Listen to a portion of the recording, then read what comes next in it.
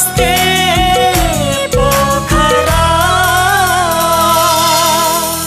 गण्डकी अञ्चलको लमजुङ जिल्ला पनि साँच्चीकै रमणीय छ र लमजुङ जिल्लाको समी भन्ज्याङ गाउँ विकास समितिको हामी चर्चा गर्दैछौँ। आउनुहोस् यहाँहरूलाई पुनः स्वागत गरौँ कार्यक्रम नमस्ते पोखरामा। हामी फेरि आज पोखराबाट पूर्व तनहुँको सदरमुकाम दमौली भएर भोर्लेटार चोकबाट अगाडि बढेका छौँ। हामी अर्को पर्यटकीय सम्भावना बोकेको स्थानमा पुग्दैछौँ। करिब 1 घन्टाको पिच बाटो 2 पिप्लेसम्म अनि कच्ची बाटो करिब 45 मिनटको यात्रा पुरा गरेर लमजुङ जिल्लाको समी भन्ज्याङ पुग्न सकिन्छ। सांस्कृतिक, धार्मिक तथा ऐतिहासिक महत्त्वका दृष्टिले लमजुङ जिल्ला एक चर्चित जिल्ला हो। सेताम्बे हिमालहरू एवं हरित पहाडहरूको आलिङ्गनमा अवस्थित छ लमजुङ जिल्ला। लमजुङका प्रसिद्ध स्थानहरूमध्येमा तान्द्राङकोट, नागभैरव थान पनि एक हो। समुद्री सतहबाट करिब 1600 मिटरको उचाइमा अवस्थित लमजुङ जिल्लाको दक्षिण पश्चिममा पर्दछ।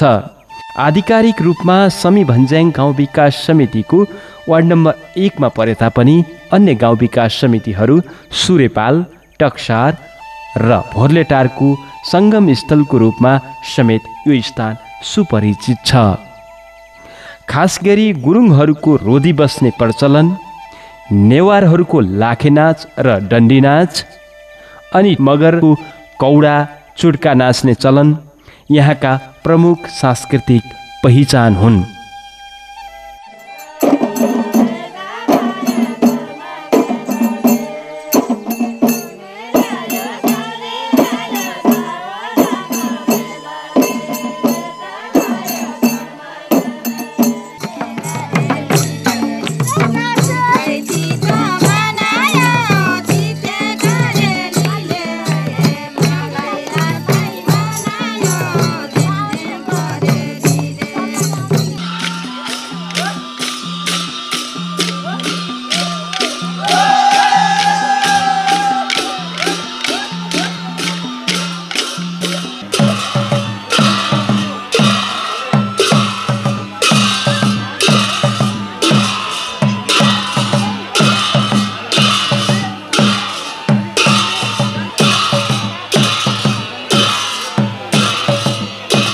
नेवारहरूको संस्कृतिको रूपमा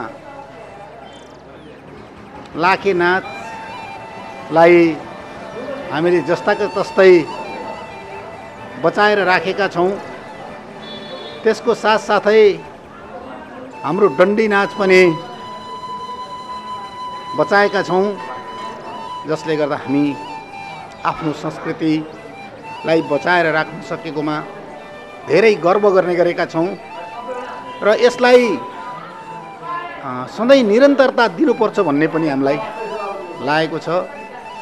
र नेपालमा अहिले विशेष गरी यो पर्यटन वर्ष मनाउने क्रममा हाम्रो संस्कृतिले, यो नेवार संस्कृतिले लमजुङको समी भन्ज्याङ पुरानो हट्टियामा राम्रो अवसर दिनेछ र आन्तरिक तथा बाह्य पर्यटकहरूलाई हामी हाम्रा संस्कृति मार्फत, हाम्रो कल्चरहरू मार्फत, हाम्रो सभ्यता मार्फत हामी नेपालका कुना कुनामा र संसारका कुना कुनामा हामी आफ्नो परिचय दिन चाहन्छौँ। यस स्थान समी भन्ज्याङबाट सोती पसल, 2 पिप्ले आदि स्थानहरू प्रष्ट देखिन्छन्। नागभैरव थानको बारेमा हामी कुरा गर्दैछौँ। घले राजाको राज्यकालमा सो क्षेत्रमा कहिले लगातार भीषण असिना वर्षा अनि कहिले लामो खडेरी सहितको अनिकालले धनजनको ठुलो क्षति गराएको थियो रे। उक्त प्राकृतिक प्रकोपले आक्रान्त बनाएपछि सङ्कट मोचनको लागि नागभैरवको स्थापना गरिएको र त्यस पश्चात सो सङ्कटबाट मुक्ति मिल्न पुगेको भन्ने किम्वदन्ती पाइन्छ।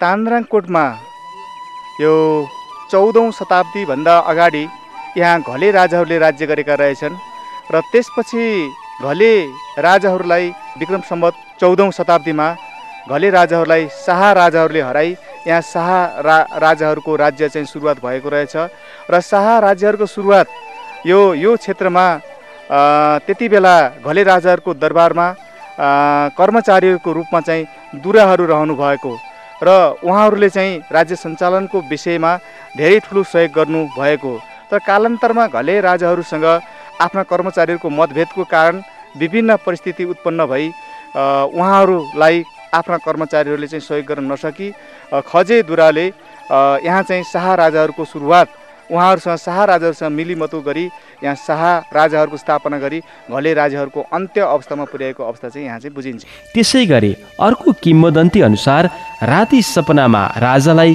भैरव देवताले नागको रूप धारण गरी हाल मूर्ति रहेको स्थानबाट उत्पत्ति भई अब राज्यमा ठुलो अनिष्ट पार्ने बताएपछि सो बेलाका राजाले छिट्टै नै भैरवको रिसलाई शान्त पार्नको लागि उक्त नाग उत्पत्ति भएको क्षेत्रमा नागको मूर्ति स्थापना गरी फुलको डोली सहित पञ्चओली दिएर शान्त गराएको कुरा उल्लेख छ। सोही अवसरमा तत्कालीन रानीले नागको मूर्तिको आँखामा र त्रिशूलको बीच भागमा सुन जडेकी थिइन् रे, तर पछि सो सुन चोरी भएको बताइन्छ। यसै कारण अहिले पनि यो स्थानलाई मानिसहरू महत्त्वपूर्ण रूपबाट हेर्ने गर्दछन्। एउटा तान्द्रङकोटको पर्यटन विकासको लागि हामी क्लबमा रहेका आबद्ध भएका म जस्ता युवा साथीहरूले यस क्षेत्रको विकासको लागि प्रथम त पर्यटकीयहरू भित्राउनको लागि यहाँ सरसफाइमा विशेष ध्यान दिएको छ। यो क्षेत्रलाई सदा हराभरा राख्ने र स्वच्छ सफा राख्ने किसिमको वातावरणमा हामी हातेमालो गरी अगाडि बढेका छौँ।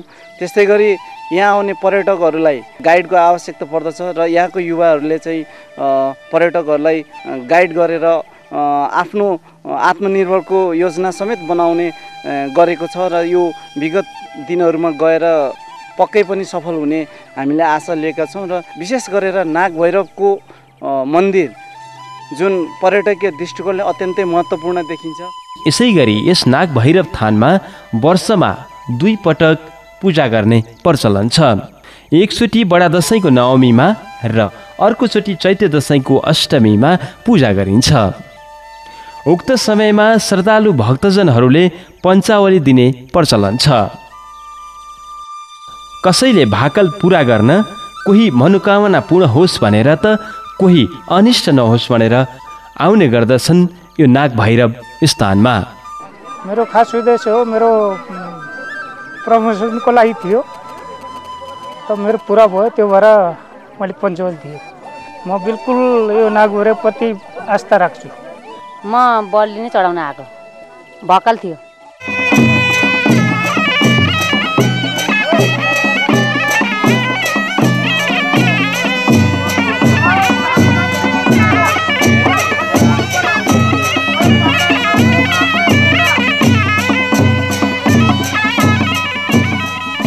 नाग भैरव थानको वरिपरि विभिन्न वस्तु स्थितिहरू छन्। उक्त थानबाट करिब 15 मिटर पूर्व अलिक गहिरो भाग देखिन्छ, जहाँनिर एउटा सानो गुफा पनि छ, जुन गुफामा केही वर्ष अघिसम्म हंसगिरी नाम गरेको योगी बस्दथे रे। योगीले आवश्यक परेको बेला चिम्टाले खोपेर तान्त्रिक शक्तिको माध्यमबाट पानी निकाल्थे रे। उक्त थानबाट करिब 200 मिटर दक्षिणमा थानतिर प्रवेश गर्ने मूलद्वार पनि रहेको देखिन्छ। उक्त मूलद्वारको छेउमा अग्ला अग्ला 2वटा ढुङ्गाहरू भएकामा हाल कुनापट्टि एउटा मात्रै रहेको पाइन्छ। सो ठाउँलाई फुलपाती भित्राउने द्वार पनि भनिन्छ। भवनबाट करिब 5 मिटर उत्तर पूर्वमा एउटा पवित्र स्थल रहेको छ, जसलाई नाग भैरव थान भनेर चिनिने गरिन्छ, जहाँ एउटा नागको मूर्ति सहितको थान छ र आडमा निगाला बाँसको ड्याङ रहेको छ। सो मूर्तिको वरिपरि भएका ती थुप्रै हात हतियारले तत्कालीन युद्धग्रस्त अवस्थाको इतिहास बोकिरहेको हामी पाउँछौँ।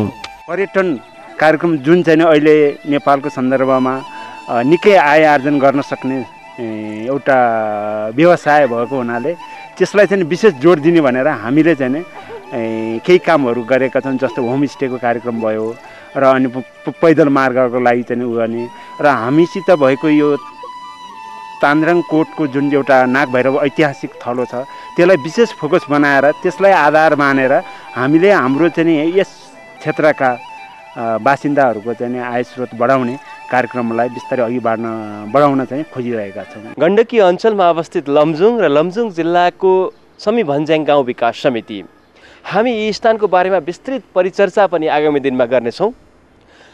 यदि तपाईँसँग सुझाव सल्लाह छन्, प्रतिक्रिया छन् र यस्तै खालका कार्यक्रमहरू छन् भने हाम्रो इमेल ठेगाना हो namaste_pokhara@yahoo.com तथा namastepokhara@gmail.com।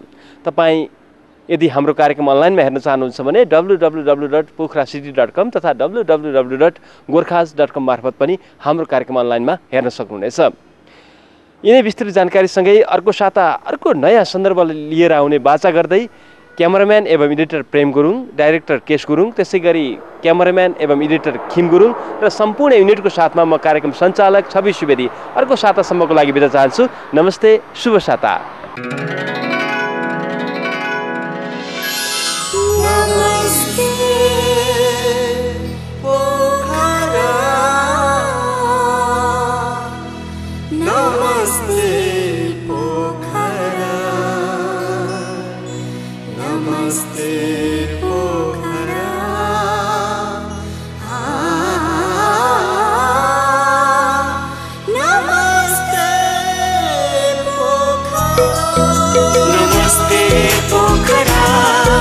नमस्ते पोखरा, नमस्ते पोखरा।